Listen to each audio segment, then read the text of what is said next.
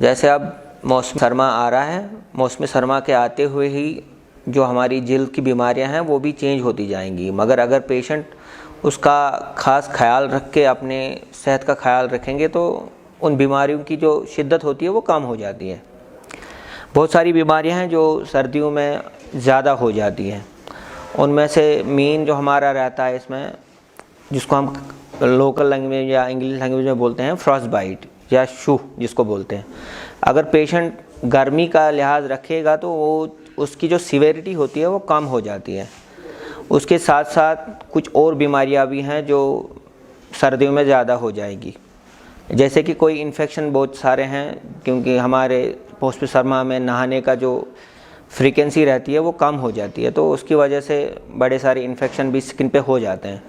तो हमारा यही रहना होगा कि अगर हम डेली नहा ना पाएँ तो एटलीस्ट एक दिन छोड़ के एक दिन हम नहा सकेंगे, तो ताकि वो इन्फेक्शन भी कम हो जाए। अगर उसके बावजूद हमारे इन्फेक्शन कंट्रोल नहीं होंगे तो फिर तो जो नज़दीकी आपका जो भी जिल्द का डॉक्टर होगा उससे मिलना पड़ेगा आपको।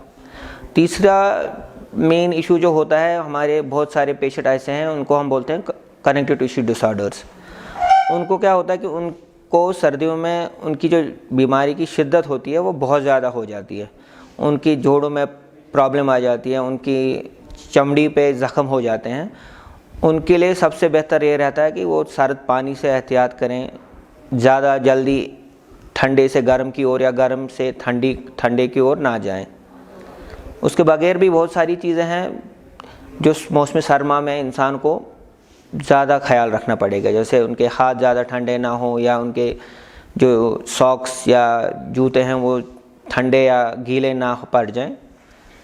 उसके बाकी और जब भी कभी कुछ ऐसा हो तो पेशेंट को चाहिए कि वो जो नज़दीकी में स्किन का डॉक्टर होगा या जिल्द का डॉक्टर होगा उससे मिलें। वो कि क्रैक हील जिसको हम बोलते हैं उसमें क्या करना होता है, उसका भी ज़्यादा सर्दियों में इसलिए वो ज़्यादा होते हैं क्योंकि हमारी जो एटमॉस्फेयर में मॉइस्चर का कंटेंट होता है वो कम हो जाता है, और सर्दियों की वजह से भी क्रैक हील्स हो जाती हैं। जिसका मेन यही रहता है कि इंसान अच्छी खासी क्वांटिटी में एक अच्छा सा कोई मॉइस्चराइज़र यूज़ करे।